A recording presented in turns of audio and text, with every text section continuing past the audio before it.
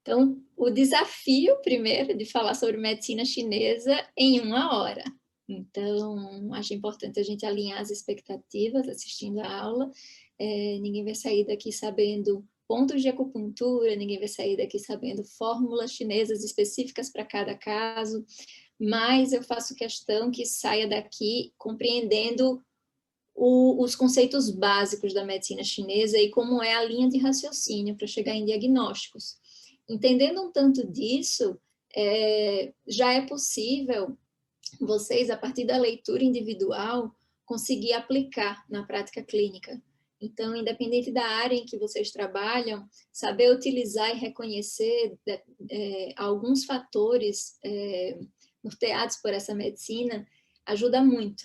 É um mapa do tesouro, eu brinco assim. Você consegue saber colher melhor a história clínica, já sabendo que, poxa, mas tem alguma coisa aqui, essa pessoa está com perfil de estagnação de tecido do fígado, talvez, né? Você identificou lá. Então, você vai colhendo a história dela já direcionada para o que você tem de mágoa, o que você tem de frustração, o que ainda não está bem aceito aí na sua história, para buscar as causas emocionais envolvidas no processo de adoecimento.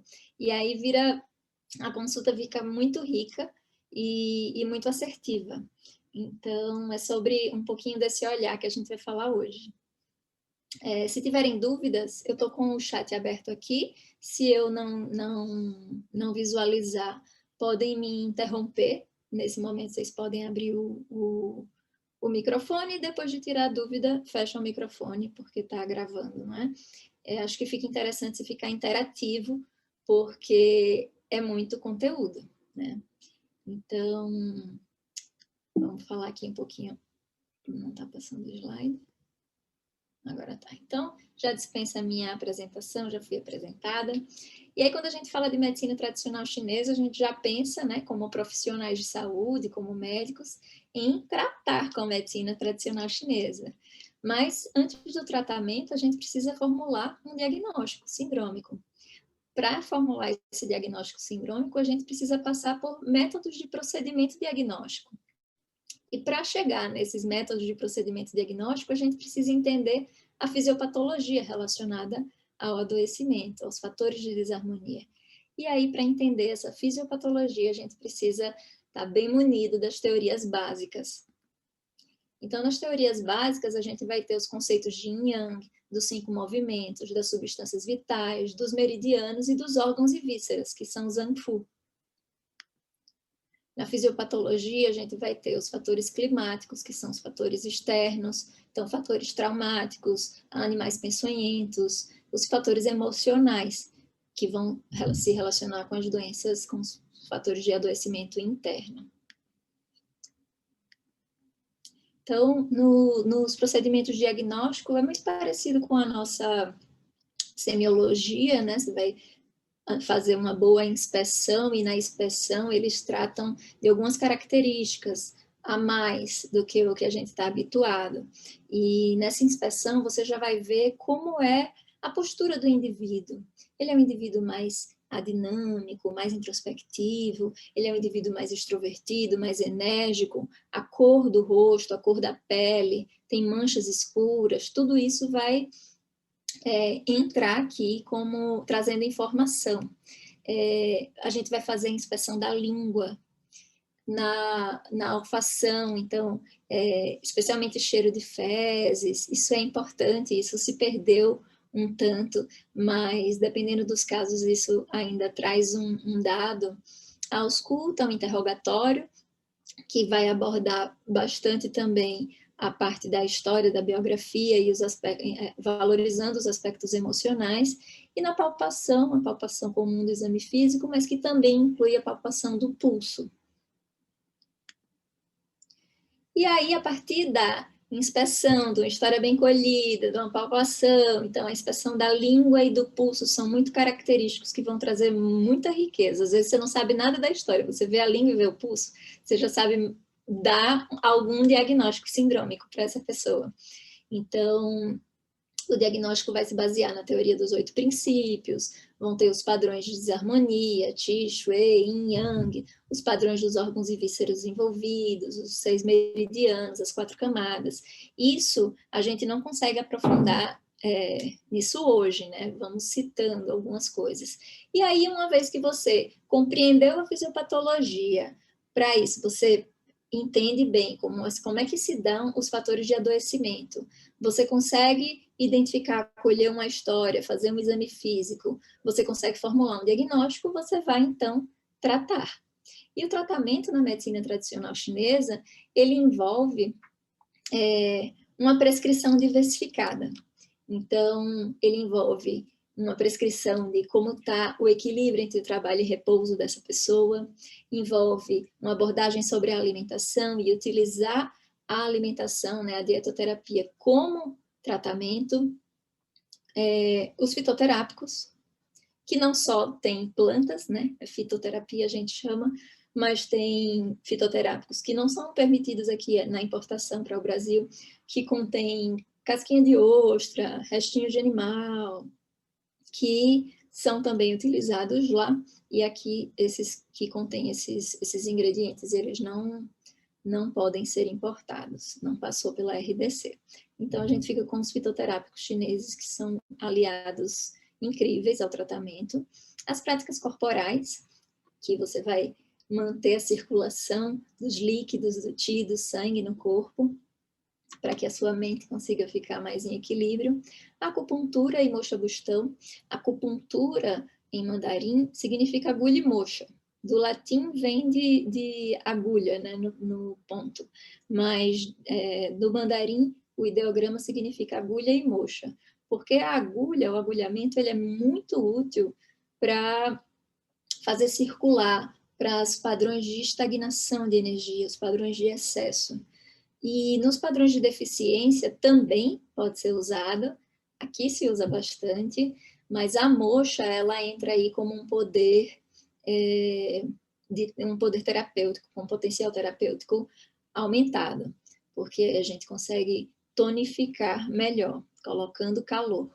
E são bastões de artemísia, até não separei aqui, mas se tiverem interesse, é um bastão de artemísia, podem procurar bastão de moxa, que você faz o aquecimento. Pode ser acoplado na agulhinha da acupuntura, ou pode ser diretamente no ponto. Não é tocando na pele, tem que ter o cuidado para não queimar. Já recebi muito paciente queimado, com os pontinhos tatuados de queimadura de moxa de outros tratamentos. E o tuiná, que consiste na manipulação, para que você tenha uma manipulação mais articular. O tuiná lá em Taiwan, eu morei 3 meses em Taiwan em 2014, foi divertido, mas eu não usaria muito essa palavra. A gente acordava às 7 da manhã, a gente precisava estar às 7 da manhã no hospital para ter 1 hora de aula em mandarim, e as aulas eram traduzidas pelos estudantes que ficavam ao nosso lado, em tradução simultânea, mas foi muito rico. E lá tem ambulatório de tuiná. Na parte de ortopedia e traumatologia, tem muito tuiná. E lá, o tuiná que vem aqui, eu vejo mais como um shiatsu. Parece mais com um shiatsu. São técnicas de digitopressão aqui no Brasil, né? Mas lá era mais parecido com o que é a osteopatia aqui. E aí tem o método gentil e o método mais brusco. Consiste no realinhamento articular para que você tenha uma adequada mobilidade dessa articulação e amplitude do movimento, para que desbloqueie, né, as estagnações que estavam atrapalhando, bloqueando a circulação de qi, de sangue e de líquidos pelos canais. Então, a gente vai para os conceitos, né, tradicionais. É muito importante entender, antes de tudo, que a medicina chinesa ela vem dessa integração do homem, desse conhecimento, dessa sabedoria, do quanto o homem está integrado na natureza. E para eles, a gente tem saúde quando a gente resgata essa conexão com a nossa natureza, que tá, quando a gente se liga, resgata essa conexão com os ciclos da natureza. Então, esse símbolo muita gente já viu, se chama Taiji. Esse símbolo é o símbolo do Yin Yang, e eu acho muito bonito, porque o Tai é como se fosse uma pessoa grande. Então, você tem aqui, quando você recebe a energia do céu, passando por você e fincando no chão, você se torna uma pessoa grande. E o Qi também, esse símbolo aqui, ele representa a natureza. Então, árvore, flor, plantas, tudo da natureza é muito representado por esse símbolo. E esse símbolo aqui é como se fosse o céu passando por você, então é a energia que vem do céu, passando por você, encontrando o seu centro, encontrando o Tai Chi e se conectando na Terra. Então, a tradução disso é que você tem Tai Chi, você tem o equilíbrio entre Yin e Yang, quando você tem esse equilíbrio entre as energias de alongamentos opostos. Como uma árvore, você se estica, se ramifica para cima, você se estica para receber a energia do céu, e você se finca na terra, você se estica para baixo, se enraiza para receber e para doar energia para a terra. Quando você tem esse equilíbrio entre esse alongamento entre opostos, você encontra equilíbrio no seu centro, você encontra Tai Chi. Então, esse é um conceito que acaba norteando muitas ciências, na verdade, que lidam inclusive com equilíbrio postural, que veio para o Ocidente. Então, a parte de anatomia funcional, anatomia emocional, bebe muito desse conhecimento. O próprio Tai Chi, a prática dessa ginástica, consiste muito nesse trabalho, dessa energia entre os alongamentos entre opostos, e essa dinâmica do movimento do Qi, que a gente vai falar um pouquinho mais sobre. Então, pensando nessa teoria do Yin Yang, que é a teoria básica, um princípio básico que rege a medicina tradicional chinesa, que traz isso, né, desse estreito relacionamento entre o corpo humano e a natureza. E eles falam que todo homem é cercado pelo meio ambiente e, portanto, influenciado por ele. E, a fim de se manter em harmonia com este, o homem deve ajustar o seu ritmo de vida de acordo com essas mudanças da natureza. E esses princípios, eles regem a nossa vida e a vida do universo, tudo que gira no universo. Então, foi o primeiro princípio que eles compreenderam, que é esse equilíbrio entre opostos. Então, imagina uma lua cheia. Então, quando a lua está no seu máximo de energia cheia, ela estaria no seu máximo do yang. E quando ela entra no extremo do yang, quando ela chega no diazão da lua cheia, imediatamente ela já começa também a minguar, né? Então, quando chega no máximo do yang, você já tem o nascimento do yin. E aí, quando chega no máximo do yin, você já tem o nascimento do yang. E isso acontece no nosso ciclo do dia.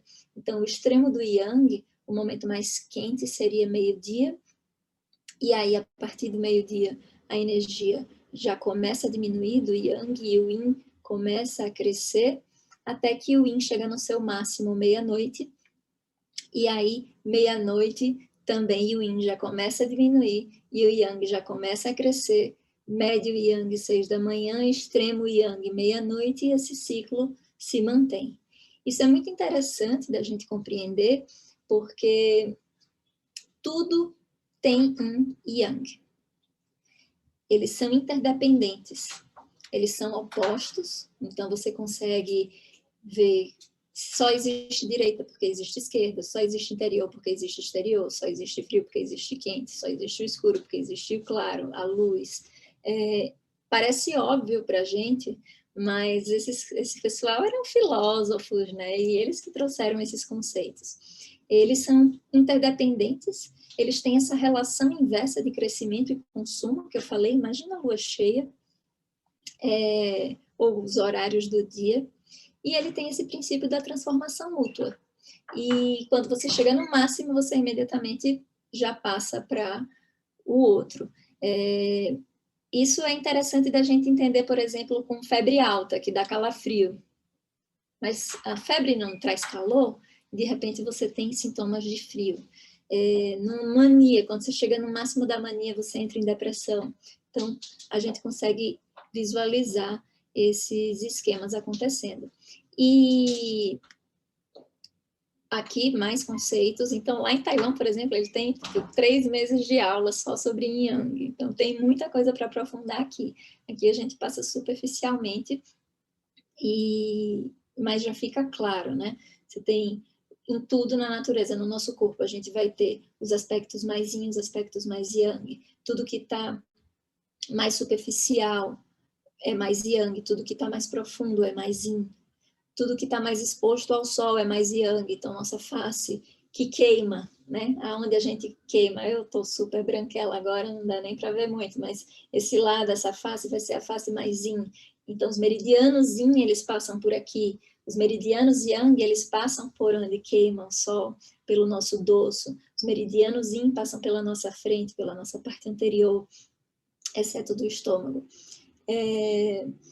Então, a gente tem a água, o fogo, o frio, o quente, a serenidade é yin, a agitação é yang, o úmido é yin, o seco é yang, o macio é yin, o duro é yang, o lento é yin, o rápido é yang. E isso é muito importante da gente entender e tá bem claro na nossa mente.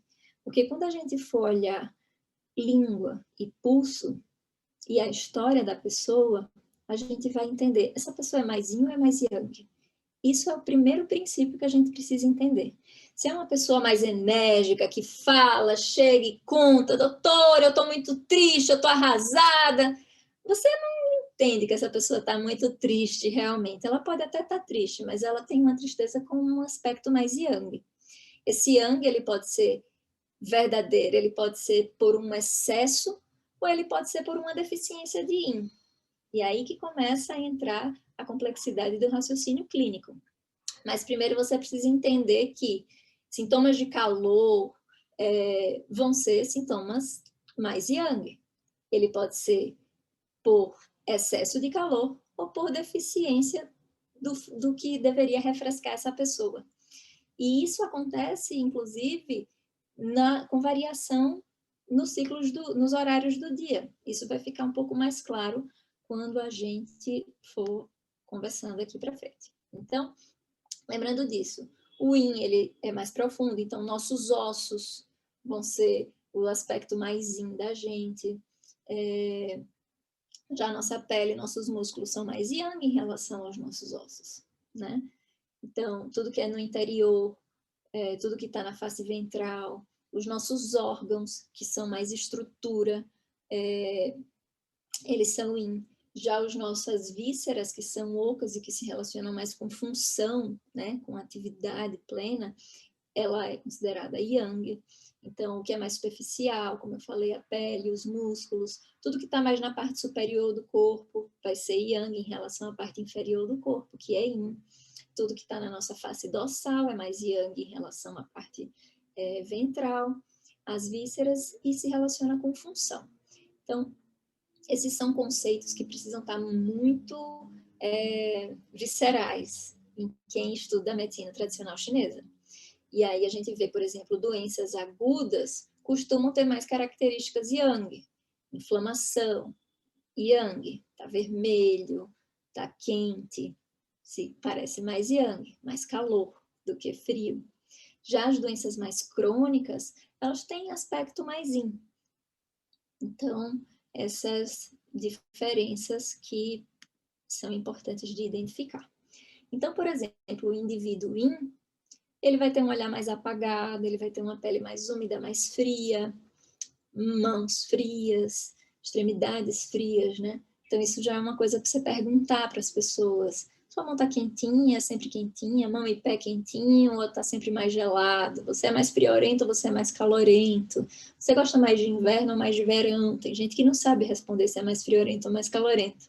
Então, você pergunta se você gosta mais de gelado ou gosta mais de líquidos quentinhos, para ter uma ideia. Se a pessoa tem sintomas mais de calor, ela costuma gostar mais de coisas mais frias. Costuma gostar mais de inverno do que de verão. Costuma gostar mais de beber gelado, muitas vezes com gelo, o que não é adequado.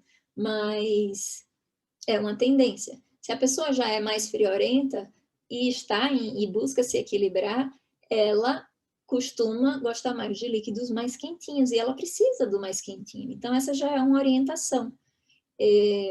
O alimento cru, ele tem natureza mais fria. Então, por exemplo, eu já recebi um caso de um paciente que ele tinha câncer de próstata e ele estava tratando com um naturopata e tinha sido indicado para fazer uma alimentação toda vegana e toda crua. E ele chegava para fazer acupuntura de luva de esqui, de gorro, e assim, estava verão em São Paulo. E ele ia de bicicleta, mas muito friorento. Ele tinha 60 e poucos anos. Tem, que ele está bem. E a primeira coisa que eu falei para ele, sua alimentação está toda muito fria, não está te ajudando.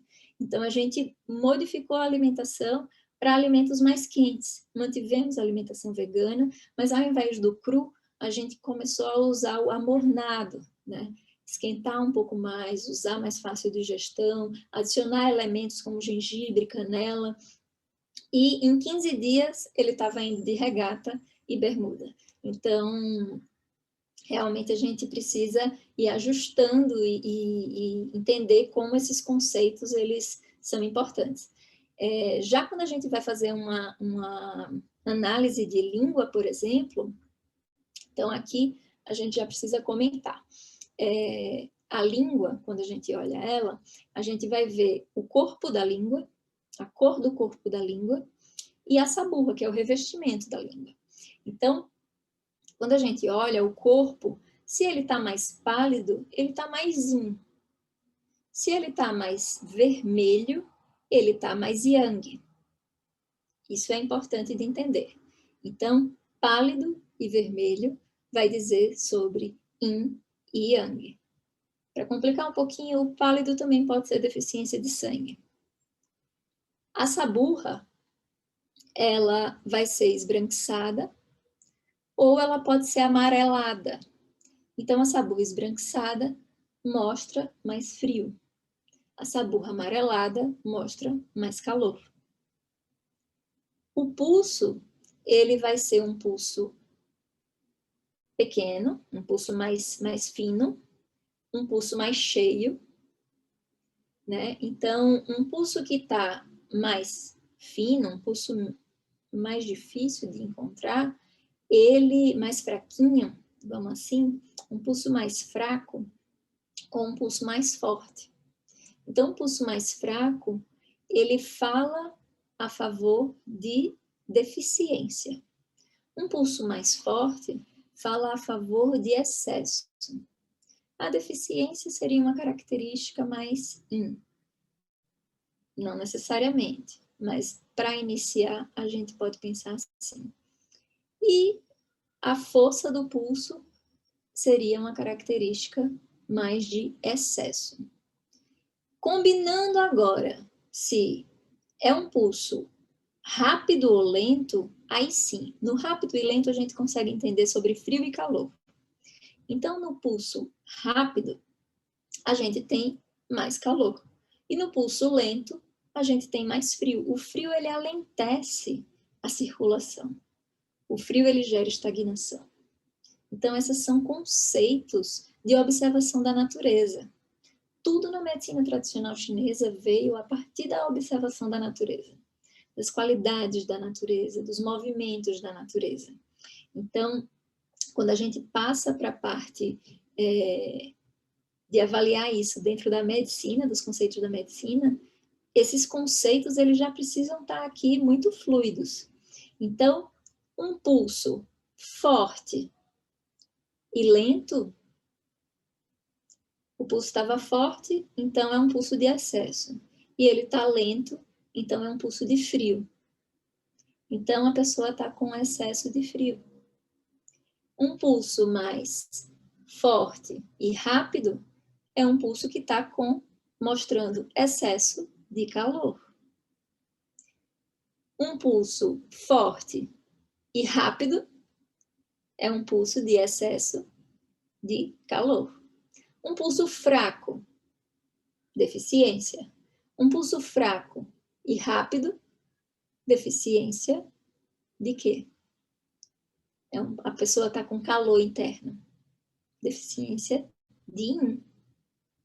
Porque se a pessoa tivesse mais yin, ela estaria com equilíbrio entre o yin e o yang dela, e ela não estaria com sinais de calor. Entende? Isso precisa ir devagar mesmo, porque você imagina, a pessoa está com um pulso que está fraco. Opa, esse pulso está fraco. Mas esse pulso está rápido. Então a pessoa está com deficiência e está com sinais de calor. É uma deficiência de yin. Se é um pulso que está fraco, então a pessoa está com deficiência, e é um pulso que está lento, então a pessoa está com sinais de frio. Então ela está com deficiência de yang, tá? Isso precisa ser mais repetido, com a repetição a gente vai compreendendo e a gente vai passar à frente e comentar mais sobre isso.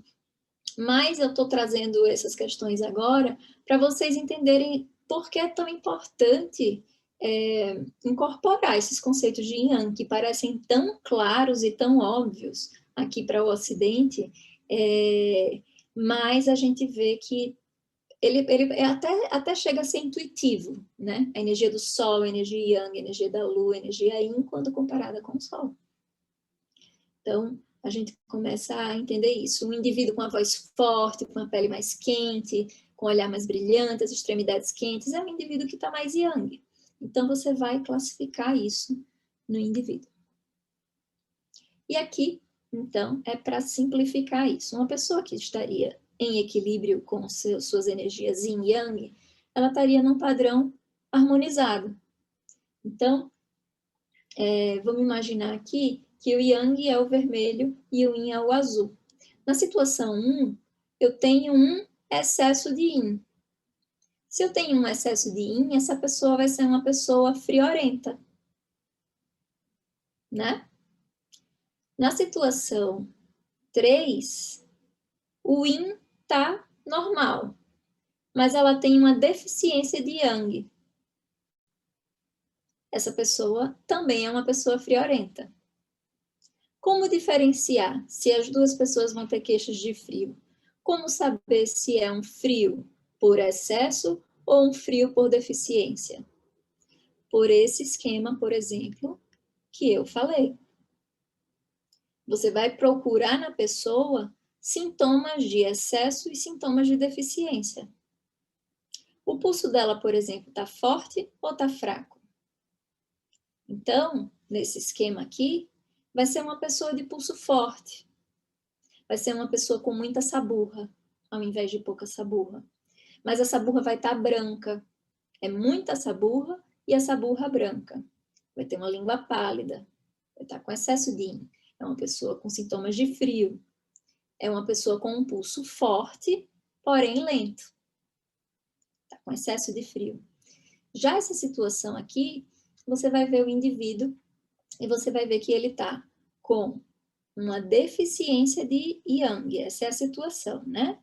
O limite aqui, o limiar é esse aqui. Aqui seria a situação fisiológica de equilíbrio. Então, aqui o yin dele está normal, mas o yang está baixo. Então, você tem sintomas de frio também, como nesse caso. Porém, é frio por deficiência.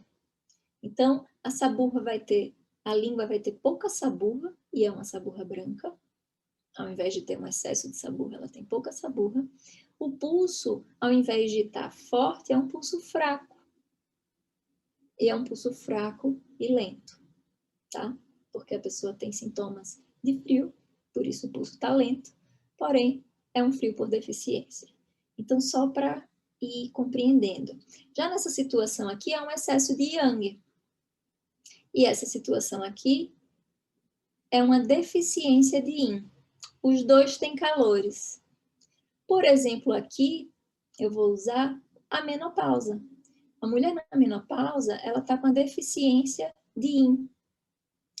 Então, a energia do yin, que deveria estar subindo com o anoitecer, lembra? Meio-dia é o máximo do yang. Chegou no máximo do yang, o yin começa a crescer, até que meia-noite é o máximo do yin. Se a pessoa está, então, durante a noite, a energia da noite é regida pelo yin, a energia do dia é regida pelo yang, pelo sol.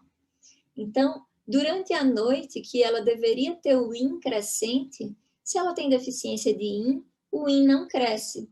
E os sintomas de calores, portanto, eles são mais predominantes à noite. Essa é uma característica de uma pessoa que está com deficiência de yin. Ela tem sinais de calor, porém é um calor por deficiência. Entende? É típico da menopausa, por exemplo.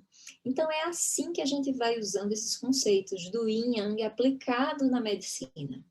Essa é uma abordagem aqui que eu me debrucei um tanto, porque realmente isso é o beabá da medicina chinesa, tá? Porque isso vai nortear, então, o tratamento, né? A partir, se é uma deficiência de yang, você precisa tonificar o yang, você precisa amornar, aquecer. Se é uma deficiência de yin, você precisa, às vezes, tonificar o yin, mas às vezes remover um pouco de calor, fornecer mais líquidos. Se é um excesso de yang, você precisa sedar esse yang, purificar calor, resfriar. Então, você vai usar ervas que refrescam, tudo isso. Então, por exemplo, a menta. A menta ela é picante. Se ela é picante, ela ajuda a dispersar, faz a pessoa, ajuda a suar um pouco a propriedade do picante. Mas ela é fresca, então ela ajuda a tirar calor também. Então, já a canela ela é morna e ela aquece. Então, ela ajuda a tonificar. São esses os conceitos, né? A forma de usar. Isso muda totalmente o nosso tratamento. Tá? Então, quem vai lidar com fitoterapia precisa entender realmente o indivíduo está com excesso ou deficiência de yin e de yang.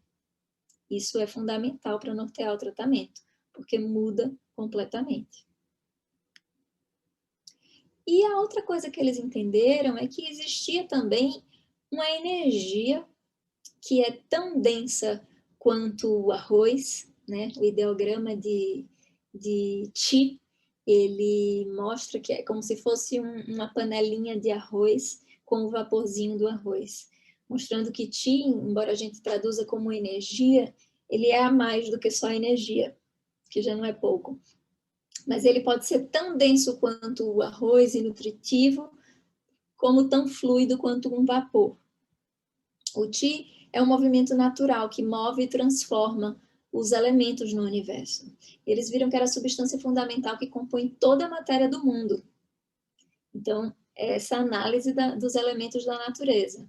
E que eles têm essa base material, dinâmica, em constante movimento no corpo humano, e que pode se apresentar nesses estados mais ou menos densos, como eu falei. E ele tem funções básicas de promover, favorecer o crescimento, desenvolvimento do corpo, de tudo, as funções vitais dos órgãos e das vísceras, nos tecidos, manter a circulação de sangue e do próprio Qi nos meridianos e nos vasos. Então, o conceito de Qi é outro conceito, assim como o Yang. Então, imagina, os filósofos observando a natureza, eles viram que existia, primeiro, a lei, né? Primeiro princípio que rege o universo, o princípio do Yin Yang. Depois, eles entenderam que existia também o princípio do Qi, que é uma substância fundamental que rege e compõe todas as coisas, e que ele tem movimentos. Os movimentos do Qi são movimentos de subida, descida, exteriorização e interiorização. Então, esse movimento de expansão e recolhimento, que compõe, que em tudo que é vivo, pulsa nesse movimento de expansão e de recolhimento. A partir desses movimentos do Qi, a gente vai tendo a circulação do próprio Qi, do sangue e líquidos, que são as substâncias vitais que compõem o nosso corpo. Então, para facilitar, os chineses eles entendiam assim: quando a gente nasce, a gente recebe uma energia que vem dos pais. Essa energia é o Qi primordial. Esse Qi ele é armazenado nessa região entre os rins, que vai ser sob o domínio dos rins. chama o portal da vida, né? É um fogo do Minmon. Depois eu tenho uma imagem para mostrar. E essa energia, ela vai ser responsável por manter a circulação das nossas substâncias vitais, por manter a circulação de sangue, líquidos e energia num movimento harmônico, em constante movimento, para que a função dos órgãos e das vísceras seja plena. Muito simples, sangue, líquidos e energia circulando no nosso corpo para que a função dos órgãos e das vísceras seja plena. Só que se a gente só gasta essa energia, a gente envelhece rápido, a gente perde vitalidade. Então, como envelhecer com vitalidade? Poupando essa reserva energética. Como poupar essa reserva energética? Se nutrindo das outras fontes de Qi. O Qi do ar pela respiração e o Qi dos alimentos. Então, o Qi do ar pela respiração vai se juntar com o Qi dos alimentos e vai se juntar com esse Qi primordial para manter a circulação de sangue, líquidos e Qi, para manter a nutrição e remoção de tudo que é tóxico, separando o puro do impuro, que vai ser eliminado pelas fezes, pela saliva, pela saburra, que é o vapor do estômago, quando a gente dorme. Então, quando a gente dorme, a gente faz toda essa faxininha. E quando a gente acorda, a gente deve, então, fazer as eliminações, xixi, evacuação, limpar a língua, lavar o rosto, lavar a boca, os olhos, para ficar pronto para o dia seguinte, né? Então, para o dia que começa. Então, como ter uma boa nutrição da energia do ar? Tendo uma boa qualidade do ar, que não está muito ao nosso alcance, né? A não ser que você se mude de cidade, busque qualidade do ar mais adequada. Mas o pulo do gato é entender que se você tiver um bom padrão respiratório e um bom funcionamento das vias aéreas, você pode ter, mesmo morando em São Paulo, um melhor aproveitamento do Qi do ar do que uma pessoa que mora na serra, com uma boa qualidade do ar e que não tem as vias aéreas garantidas, né, com bom funcionamento, e que não tem um bom padrão respiratório. Então, o bom funcionamento das vias aéreas e do pulmão, ele precisa estar garantido. Por isso, é importante, eu acho esse é o resumão da medicina chinesa que vocês podem falar para todos os pacientes. Isso toca muito eles, é muito simples de compreender, né? Se você tem rinite, se você está com o nariz obstruído o tempo inteiro, lembra que não é só rinite. Isso aí está atrapalhando o seu melhor aproveitamento do Qi do ar. Está fazendo com que você não tenha garantido uma fonte de energia tão importante para você manter a sua poupança energética. E você vai consumir da sua reserva, do seu Qi primordial. Isso vai fazer com que você envelheça precocemente ou envelheça sem vitalidade.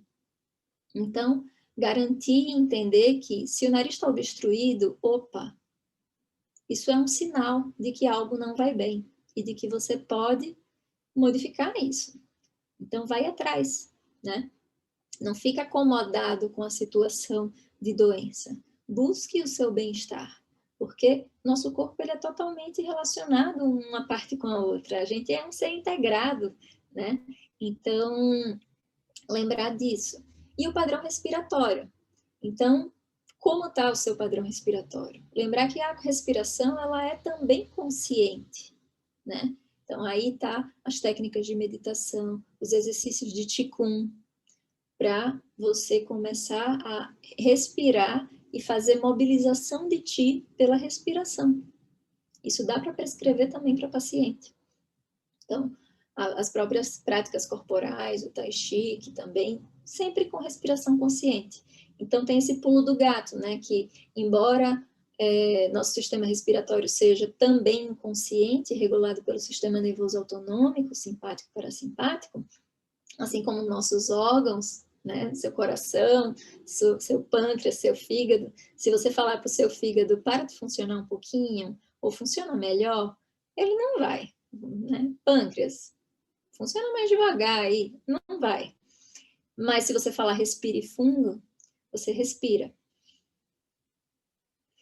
né? Então a gente consegue modular, tem um lado consciente da respiração a nosso favor. E aí, puxando para o lado da integração dos saberes, hoje a gente sabe que se a gente começa a oxigenar mais as células, respirar mais profundo, mais extenso, a gente exalar mais gás carbônico, a gente altera a composição, né? Diminui ácido carbônico, altera o pH, faz com que os quimiorreceptores identifiquem isso e passem a produzir mais acetilcolina, trazendo o corpo para o basal ao invés do estresse.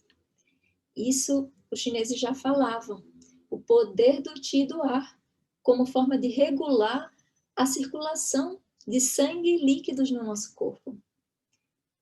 Isso é modulação do sistema parasimpático e simpático, né?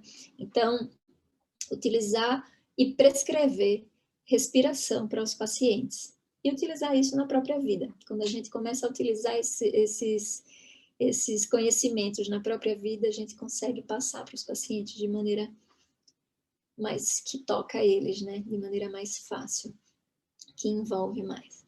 E o Qi dos alimentos. Então, o Qi dos alimentos, a gente também precisa ter uma boa qualidade do que a gente está consumindo, e aí não estava nos planos da natureza, nos planos divinos, como você quiser chamar, alimentos industrializados. Então, isso não entra, né?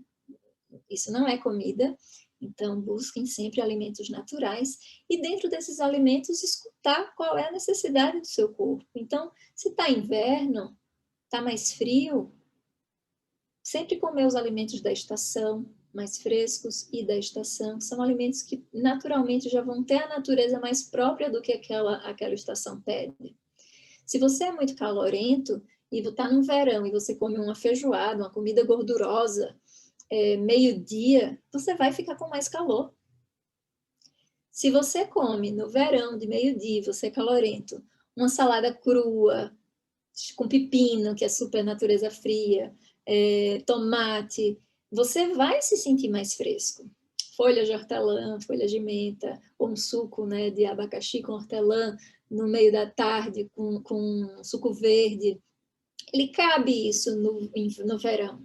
Já no inverno, se você é muito friorento, para todo mundo já precisa fazer essa regulação, mas especialmente se você está em desarmonia, você utilizar os elementos da natureza para se reequilibrar. Então, no inverno, você já vai evitar aquela saladona crua. Você vai buscar alimentos mais quentinhos, mornos, cozidos, que já sofreram a parte da digestão e vai ser mais fácil de digerir, inclusive de manhã. Entende? Então, esses são os conhecimentos, para que você utilize uma boa qualidade de alimento, para que você tenha também e mantenha um bom padrão dos órgãos e vísceras relacionados, associados com essa função da digestão, que vão absorver, e aqui a gente pega principalmente estômago, baço, pâncreas, mas também intestinos, mas principalmente essa função de absorver. O Qi dos alimentos está relacionado ao sistema baço-pâncreas, e a gente vai ver isso, e estômago. Então, esse sistema baço-pâncreas também precisa estar funcionando bem, e a gente vai ver um pouquinho mais sobre ele. E aí não vou me prolongar aqui nisso, que a gente tem pouco tempo, então só para falar dos meridianos, ganhou esse termo de meridiano, porque na época que o Ocidente teve contato com esse conhecimento, foi a época que estava sendo dividido o mundo em meridianos, e como são canais longitudinais, os principais, então eles acabaram, são canais de energia, né, por onde circulam o Qi, eles acabaram associando a meridiano.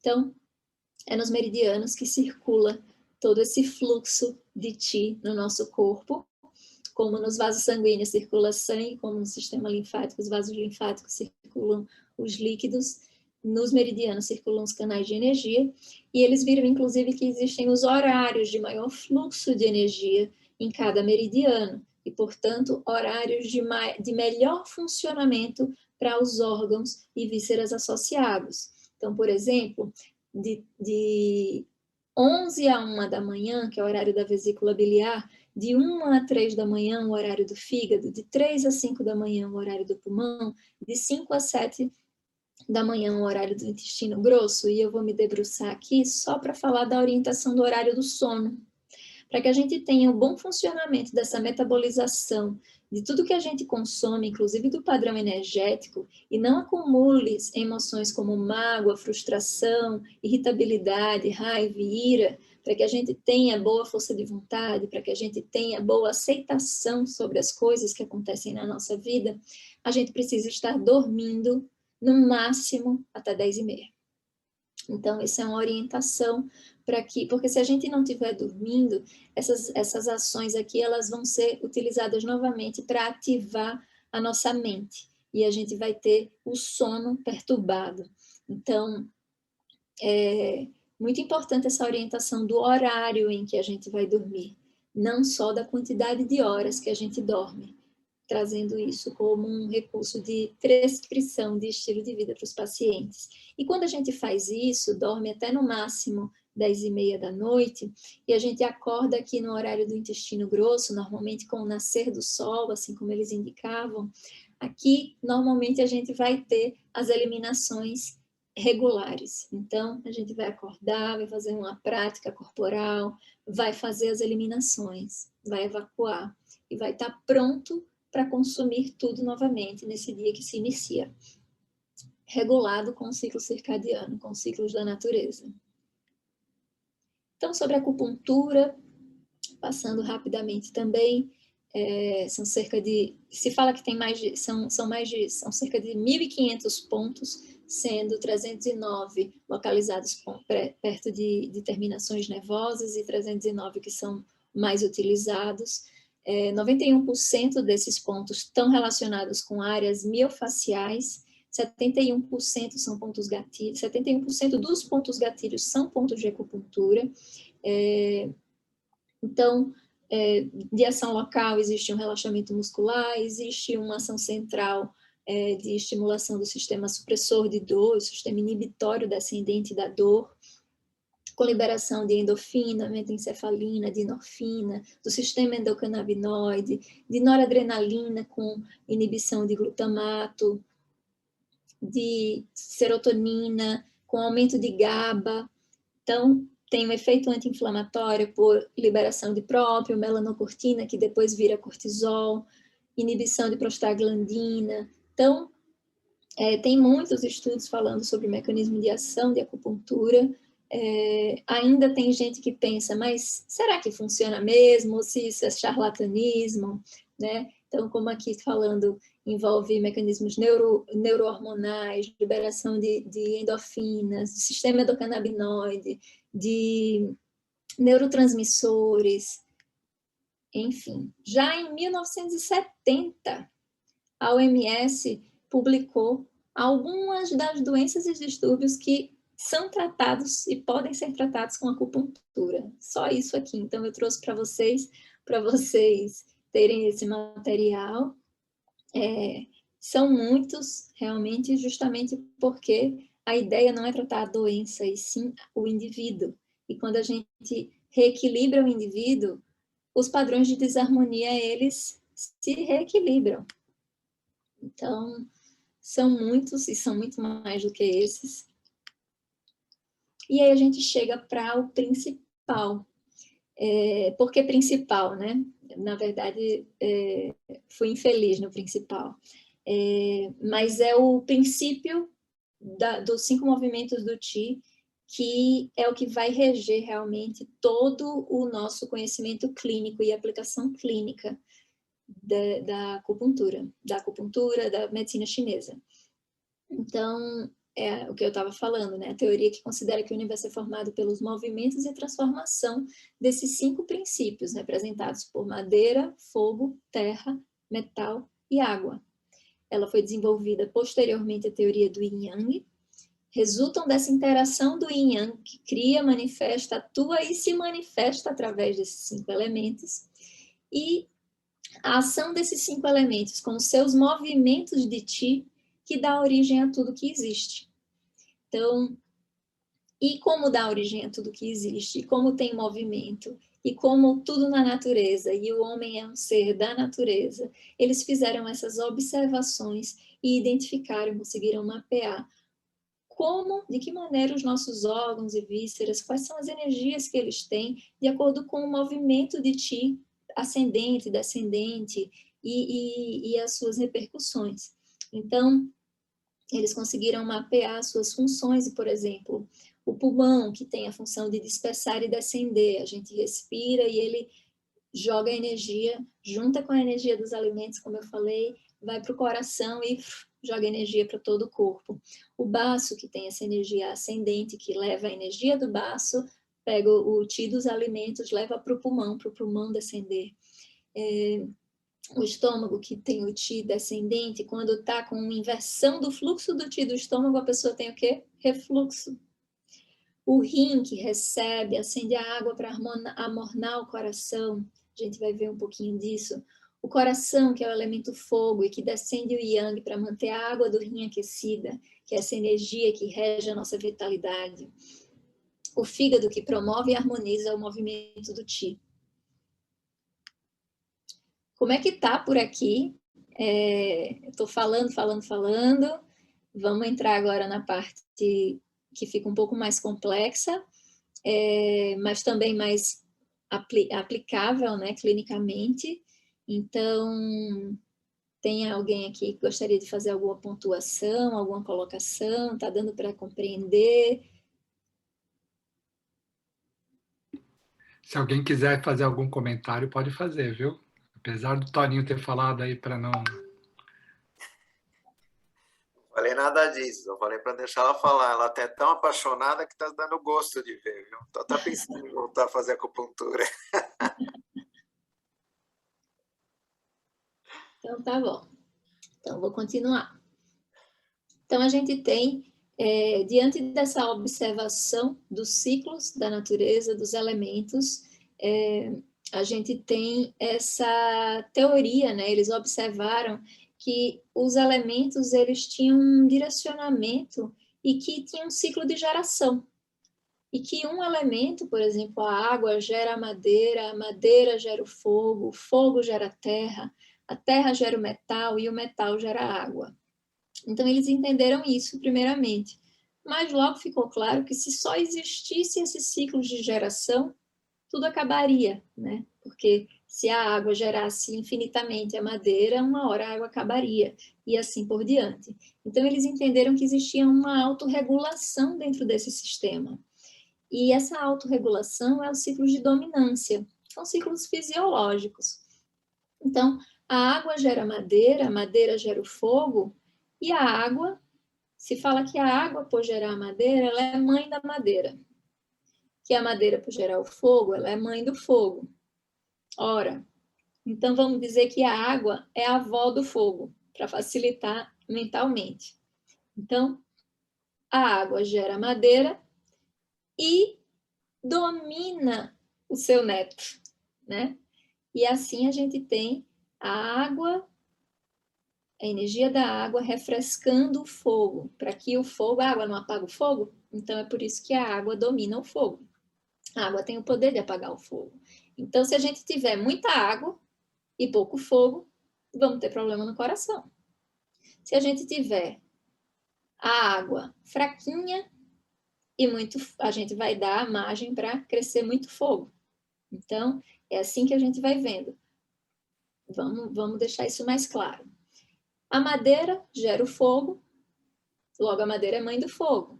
E a madeira é a avó da terra. Então, o fogo gera a terra, a madeira domina a terra. Não é isso? As raízes, elas vão entrando, penetrando na terra. Então, a madeira domina a terra. Então, a água domina o fogo, porque a água tem poder de apagar o fogo. A madeira domina a terra. A madeira vai realmente penetrando na terra. A terra gera os metais.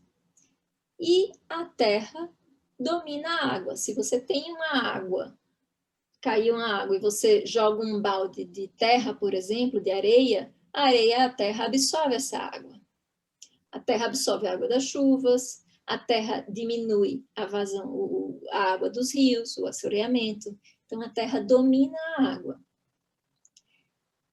A terra gera o metal gera água. Eles falam assim, o metal líquido, né? O metal derretido, ele vira líquido. E os minerais também geram a água, né? Nas fontes naturais. Então, e o metal corta a madeira. Então, o metal domina a madeira. Então, a gente tem a terra dominando a água, o metal dominando a madeira, a água dominando o fogo dominando o metal, porque o fogo derrete o metal. E o fogo derrete o metal gera água, a gente tem, então, essa estrela. Então, a gente tem aqui do lado de fora os ciclos de geração dos elementos e do lado de dentro os ciclos de dominação. São ciclos fisiológicos que, porém, podem se tornar patológicos quando você tem superdomínios, hiperdomínios. Então, quando a energia, por exemplo, da madeira está muito em excesso, ela pode hiperdominar a Terra, impedindo que a Terra cumpra a função dela. Quando a energia da Terra está em excesso, ela pode dominar a energia da água. Quando a energia do rim está em excesso, pode dominar a energia do fogo, hiperdominar. Ou pode acontecer os contradomínios, que seria uma inversão desse domínio. Seria a terra dominando o fígado dominando o metal. Esse é um contradomínio que acontece com frequência. Aqui também é um contradomínio que acontece com frequência. E aí vamos falar um pouquinho sobre os nossos órgãos e vísceras associados aqui. Então, a gente, como viu a correlação, né, entre os elementos e os nossos órgãos, eles viram que o rim e a bexiga correspondem ao elemento água. Eles estão associados ao inverno. E aí isso você precisa saber, que o rim é energia mais interna, mais yin, ele rege o ouvido, ele se expressa nos ouvidos. Então imagina um idosinho e começa a ficar com zumbido. Uma pessoa que está com um excesso de trabalho e pouco repouso, o que acontece? Está consumindo, está respirando mal, está comendo mal, está dormindo pouco, está consumindo a sua energia que é ali sob o domínio dos rins, a sua energia primordial, sua energia que dá vitalidade. Quando a gente está assim, eu não sei se alguém já teve ou já viu algum paciente quando está mais fadigado, zumbido no ouvido. E é o zumbido que não tem causa identificada na otorrina. O otorrino olha, faz todos os exames e está tudo bem. Mas não está, o paciente sente zumbido. E às vezes é aquele zumbido que dá característico, você sabe que você passou do ponto, está chegando no final do dia, você sente um zumbidozinho e depois ele para. Você não sofre de zumbido. Então, esse é um sinal de que você desequilibrou aí e está consumindo a energia do rim. Então, imagina uma pessoa, aí vamos continuar aqui, e o rim, a emoção do rim é a emoção do medo, o susto consome o rim.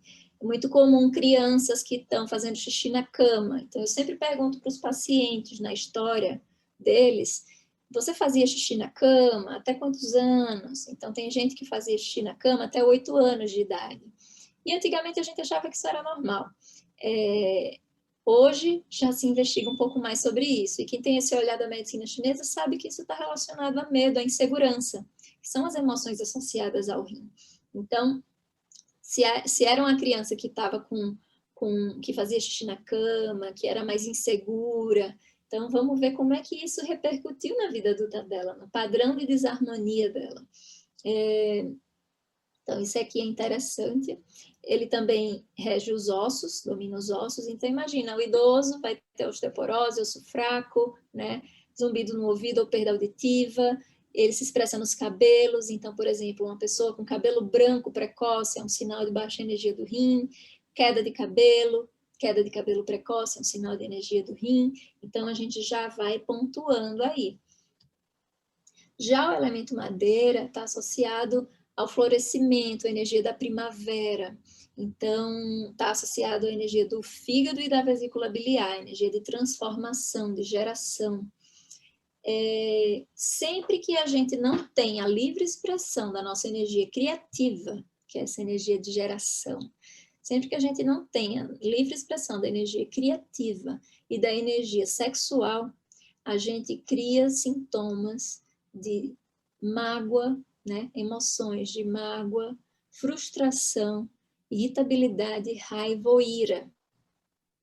Então, aqui é um dos grandes problemas, porque nossa sociedade, ela o tempo inteiro estimula, né, abafa a nossa livre expressão. Então, vale muito a pena. Aqui eu indico muito para os pacientes trabalharem, lerem sobre comunicação não violenta, trabalharem, eu prescrevo que eles exerçam mais o potencial criativo deles, seja na escrita, na dança, busquem o lúdico, busquem a livre expressão. Então, às vezes não dá para se expressar da maneira que gostaria no trabalho, e aí começa a ter globos histéricos, que são sintomas daquela bola, sensação de bola na garganta.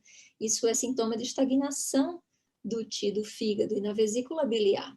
Então, a gente trabalha esses pontos, tanto com acupuntura, como com fitoterapia, ou simplesmente com essas orientações de melhorar a comunicação. Às vezes não vai ser uma comunicação verbal, mas vai ser uma expressão na dança, vai ser na escrita, na pintura, na costura, no crochê, enfim.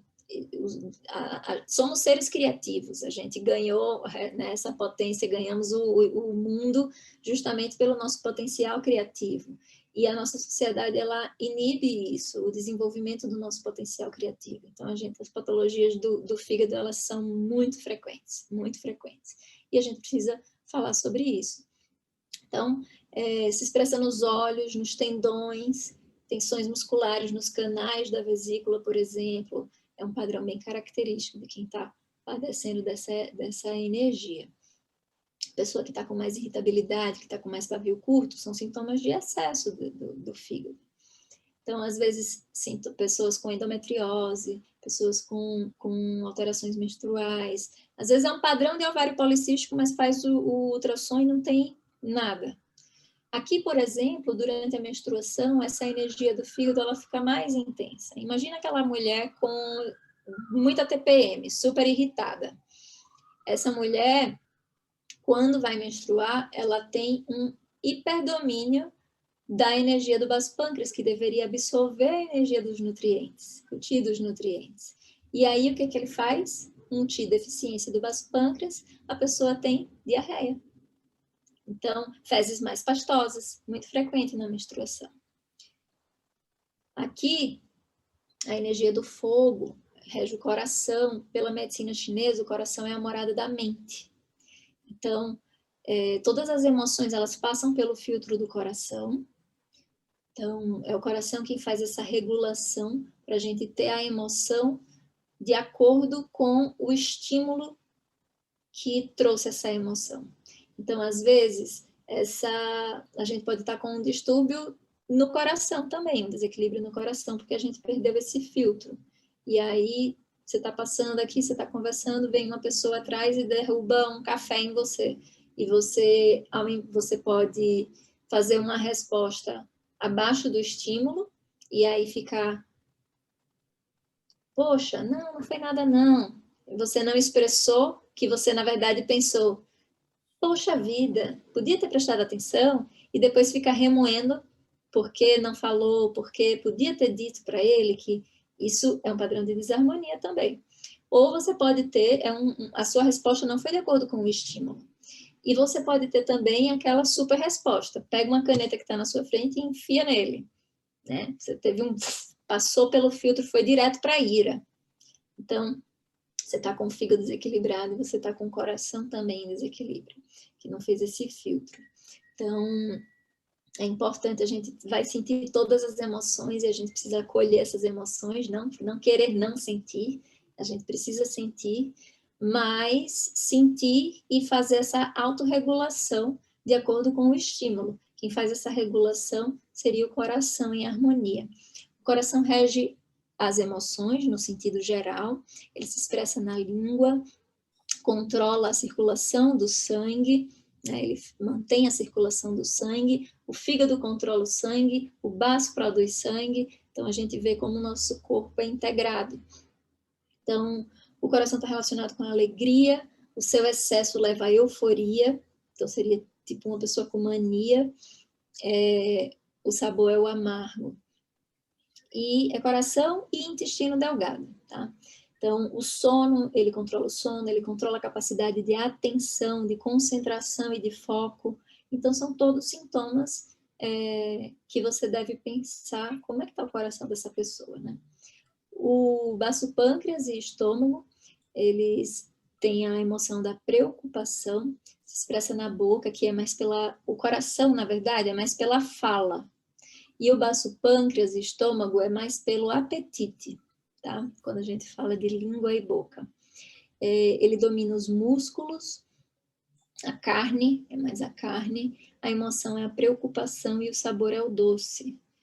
O metal, né, o pulmão e o intestino grosso, ele que separa o puro do impuro, né?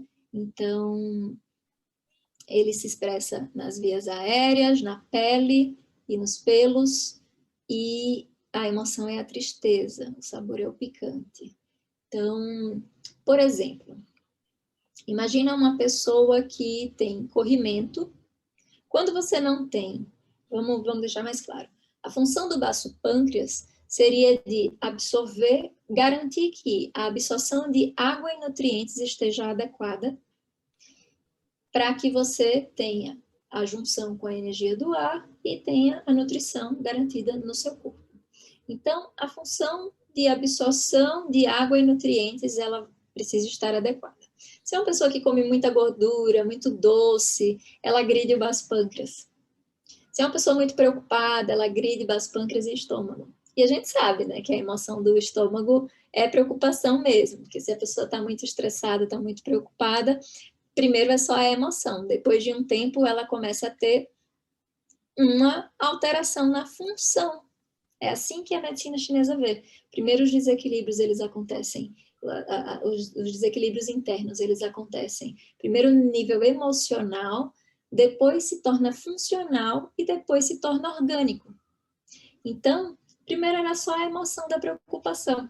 Depois de um tempo, essa preocupação acabou. Hoje a gente sabe, vamos lá integrando os conhecimentos, a gente sabe que realmente excesso de preocupação leva a aumento de cortisol, que diminui a produção de muco, leva ao aumento de noradrenalina, que também vai alterar a função, né, virou funcional, das células parietais no estômago, que vão produzir mais ácido clorídrico ou menos ácido clorídrico.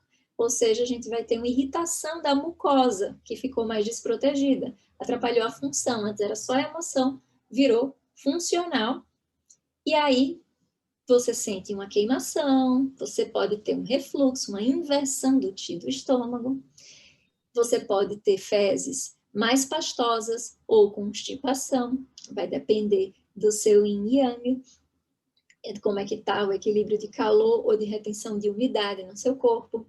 Então, isso tudo, depois de um tempo, vai virar uma inflamação na mucosa, uma úlcera, uma inflamação na mucosa do esôfago. Então, uma esofagite, uma gastrite virou orgânico, já é visível ao exame. Então, as doenças internas, elas acontecem nessa fase de evolução emocional, funcional e então orgânica. E aí, trazendo para cá, a gente vê, por exemplo, uma pessoa que está com sintomas de umidade no corpo. Por que a pessoa está com sintomas de umidade no corpo? É uma mulher que está com corrimento vaginal, que está com fezes mais pastosas e que está com rinite, por exemplo. O que aconteceu? Uma falha no baço pâncreas de absorver adequadamente a energia da água e dos alimentos. E aí a pessoa está com a deficiência de Qi do baço pâncreas, por exemplo, levando a fezes pastosas. Não está dando tempo de absorver bem, ele não está conseguindo cumprir a sua função. E aí, o que acontece? Acumula umidade. E a energia do baço pâncreas, a gente falou que ela vai para onde? Para o pulmão. Então, é o caso que a gente estava comentando na otorrino, no começo da aula, para o congresso, né, dessa integração, como é frequente, pessoas com rinite, sinusite crônica, como está associado ao padrão alimentar? Muito associado. Por exemplo, leite, grande produtor de muco, né? O leite tem natureza fria, e se a pessoa já está com padrão de deficiência do baço pâncreas, continuando comendo alimento de natureza fria e que gera muco, piora, agrava esse quadro. Então, esse é o tipo de orientação. Então, aparentemente não tinha nada a ver, a pessoa estava com rinite e tem corrimento vaginal, tem peso nas pernas, todos sintomas de umidade. a umidade pesa, né? E a umidade se acumula mais na parte inferior do corpo. Então, está com peso nas pernas. Mas pode ser que a pessoa não tenha peso nas pernas, mas tenha rinite. Pode ser que a pessoa não esteja com as fezes mais pastosas, mas está com rinite. Então, está acontecendo esse padrão aqui. E mais, para vocês entenderem como a medicina chinesa vai profundamente aqui. Eu já tive uma paciente que tinha sinusite crônica, já tinha operado algumas vezes, pólipos, já chegou para mim sem usar nada de leite, nada de glúten, porque eu já tinha passado por várias indicações da nutrição, e ainda tinha sinusite. E era assim, a cada 15 dias. E quando eu fui conversar com ela, eu entendi que ela realmente estava com a deficiência de baço pâncreas, que estava levando a um acúmulo de uma umidade. Ela não tinha febre, não chegava a precisar, não tinha sinais de calor, mas tinha um acúmulo de umidade e que estava indo para as vias aéreas também. Então, ela estava aqui. Porém, eu entendi no padrão dela que ela tinha uma estagnação de ti do fígado. E aí, precisa aprofundar um pouco mais no conhecimento, mas só para entender como isso aqui funciona. Na verdade, a deficiência de baço pâncreas para ela não era a causa era uma estagnação do ti do fígado. E aí, sabendo disso, eu não descansei na conversa, né, primeira consulta, até entender o que era que estava pegando para ela. E aí, quando eu conversei sobre a parte sexual, veio à tona e ela chorou, que tinha tido uma educação muito religiosa, que para os pais o sexo era um tabu muito grande, que tinha muita culpa envolvida, e ela é uma mulher casada com vaginismo, teve uma frustração muito grande porque por ser tão contraída, né, na região vaginal, ela não conseguiu ter filho por parto normal, que ela tentou muito, assim, se esforçou, gostaria bastante. Então, tinha uma questão aí a ser resolvida. Então, para essa pessoa, ficou claro para mim. E aí eu mostro isso para ela, eu falo, ó, eu não vou conseguir resolver a sua sinusite, vou fazer, vai melhorar, mas você vai ficar voltando a ter, enquanto você não resolver a causa, enquanto você não trabalhar esse padrão de estagnação de ti do fígado. E ela era uma pessoa que se irritava mais fácil, ela era uma pessoa mais perfeccionista. Então, a gente foi trabalhando, e aí são diversos encaminhamentos para terapia, psicoterapeuta sexual, para acupuntura, para o tantra. Então, aí a gente integra os conhecimentos, né? Sai um pouco, usa a medicina chinesa como um norte, né? Como norteador, e usa os recursos terapêuticos todos que a gente puder, tiver à nossa mão, souber indicar. A gente não precisa saber fazer tudo, né? Então, esse é só para ilustrar de que maneira a gente usa isso. Por exemplo, o fogo, eu falei que é o domínio do coração, é a morada da mente, a pessoa com mente agitada, com palpitação, com insônia, com dificuldade de se concentrar e tem dor lombar. O rim também se expressa na lombar e no joelho.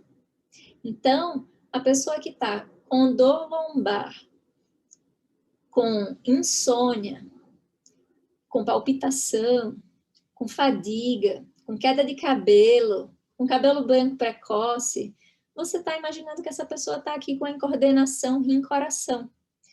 E o que eu acho mais bonito da medicina chinesa é que não são hipóteses que você vai ficar julgando que a pessoa está. Você vai escutar, observar, ouvir, sentir, né? E você vai entender qual é o processo que aquela pessoa está passando. Você não vai postular uma hipótese, isso distancia. Você vai observar, é uma medicina de observação. Então, para essa pessoa, ela está com a incoordenação rim-coração. O fogo do coração, a mente está tão agitada que está consumindo a água do rim e ela passou a ter dor lombar. Essa dor lombar não vai melhorar, ou a dor no joelho não vai melhorar, enquanto ela não trabalhar essa agitação mental e os fatores que levaram a ela, que podem ter sido, por exemplo, causados aqui ou aqui. Então, a gente entende que tem essa tríade principalmente envolvida. Aí a gente vai trabalhando nessas questões, tá? Nosso tempo já está finalizando, Então, já passou. Eu deixei aqui separado um material, se for do interesse de vocês, eu posso disponibilizar, não tenho nenhum problema, que é aprofundando um pouquinho mais sobre isso. Aqui é só repetição do que eu já passei, sobre os ciclos fisiológicos, os ciclos patológicos de hiperdominação ou de contradominação. Essa explicação da madeira em contato com o metal é abatida, o fogo em contato com a água se apaga, né? A terra em contato com a madeira, ela é penetrada, a madeira, a raiz, penetra na terra, o metal em contato com o fogo, ele derrete, a água em contato com a terra, ela para o seu curso. Por isso que a gente vê essas relações de domínio. Quando uma das fases de energia se excede, ela tende a exercer um estímulo excessivo sobre o ciclo seguinte. Então, esse é também o pulo do gato para a gente manter um envelhecimento adequado. A gente passar pelos ciclos da natureza, garantindo e equilibrado com essas energias. A água, o rim, ele rege a energia do inverno, se expressa aqui, se relaciona com a energia do inverno. Tem a ver com esse movimento de interiorização que a gente precisa fazer. A madeira, fígado, vesícula biliar, tem a ver com a energia da primavera, tem a ver com a nossa livre expressão. Essa livre expressão, essa energia yang, ela vai subindo e ela se torna aquele yang mais potente no fogo do verão. Então, no verão é um momento realmente que a gente está mais extrovertido, é um momento mais propício para a gente fazer atividades novas, para a gente colocar para fora projetos. Tem os verões, o inverno, o outono da vida, nos ciclos da vida, das nossas fases da vida de envelhecimento. Tem os ciclos anuais da natureza, tem os ciclos do dia, tudo isso aqui. Então, o momento do dia mais yin é um momento de recolhimento. E aí a gente vai tendo um momento de extroversão e vai voltando à necessidade desse recolhimento. Então, aqui é o fim do verão, é marcado pela época mais úmida, de mais chuvas no final do verão. Então, a gente também trabalha, ainda está nessa parte da extroversão, mas tem mais a ver com transformação. Aqui no outono, a gente já começa a se preparar para o inverno. Aqui é uma parte é um momento importante e necessário para você separar tudo que não serve mais. Então, você separar o puro do impuro. Você se livrar de tudo que vai te roubar, acumular energia. Você entender que não precisa mais ficar apegado a processos que foram do passado. São crenças que você teve que você deve atualizá-las. Então, se você se mantém apegado a essas questões, você vai ter uma demanda de energia muito grande para o seu inverno. Isso vai enfraquecer a sua primavera. Então, para que você tenha os ciclos seguintes em harmonia, a gente precisa manter esse equilíbrio entre os ciclos, que são tanto diários, como pelas estações, como pelas fases da vida. Então, esse é o grande conhecimento da medicina chinesa, que a gente tem um pouquinho de aprofundando sobre cada elemento e os seus órgãos. Então, a forma de conservar a energia da água é através da quietude e do repouso, né? Então, essa importância da gente respeitar o momento de interiorização. A madeira, justamente, ela pede essa livre expressão para dar vazão à expansão, para que a energia do verão ela aconteça. Então, se a gente bloqueia esse desenvolvimento, a gente cria emoções de frustração, de mágoa, de raiva, de ciúme, gera estagnações. O fogo do verão, ele está relacionado ao amor, à alegria, à compaixão, à generosidade, à abertura, à abundância. Se a gente bloqueia essa energia, a gente vai ter hipertensão, a gente vai ter problemas do coração, a gente vai ter desordens nervosas no sentido de distúrbios da mente, né? Então, quando a gente tem o sangue e o chi do coração estão abundantes, a gente tem um pensamento vivo, um espírito claro, né? Então, a gente fala disso de o sábio é aquele que mantém o coração vazio.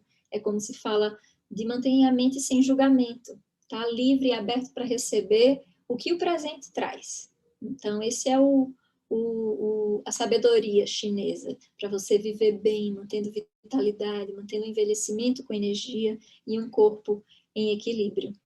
Tá?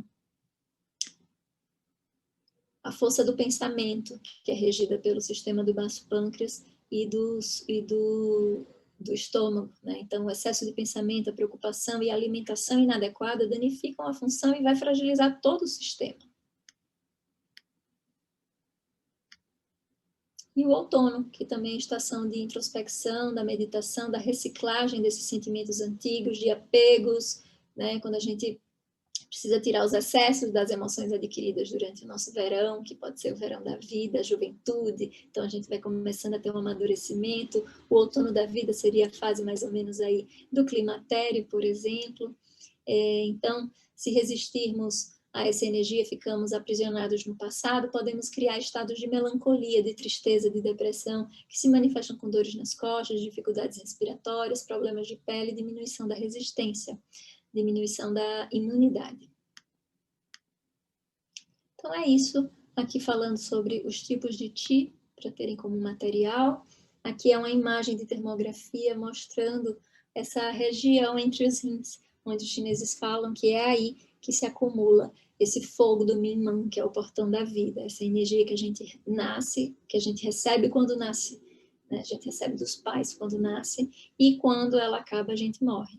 E que para manter ela viva, a gente precisa se nutrir dessas outras fontes de energia, o Qi do ar e o Qi dos alimentos, para manter a circulação de sangue, líquidos e Qi em harmonia, para que a função dos órgãos e das vísceras seja plena. E a gente mantém aí um equilíbrio e um equilíbrio emocional, que vai reger e garantir um equilíbrio físico também. Então, aqui falando sobre os fatores de adoecimento, os fatores externos, que são os climáticos, e os fatores internos, que são os desequilíbrios nas nossas emoções. Isso aqui eu coloquei mais como um material, para se for o caso de deixar disponibilizado para vocês. E lembrando isso, né, que tudo aquilo que o homem ignora não existe para ele. Por isso o universo de cada um se resume ao tamanho do seu saber, e por isso a gente está aqui aprendendo sobre medicina chinesa, aprendendo sobre formas de medicina que integrem esse conhecimento e a gente consiga ter uma visão sobre o todo e expandir e conhecer um pouco mais sobre a gente mesmo. Então é isso.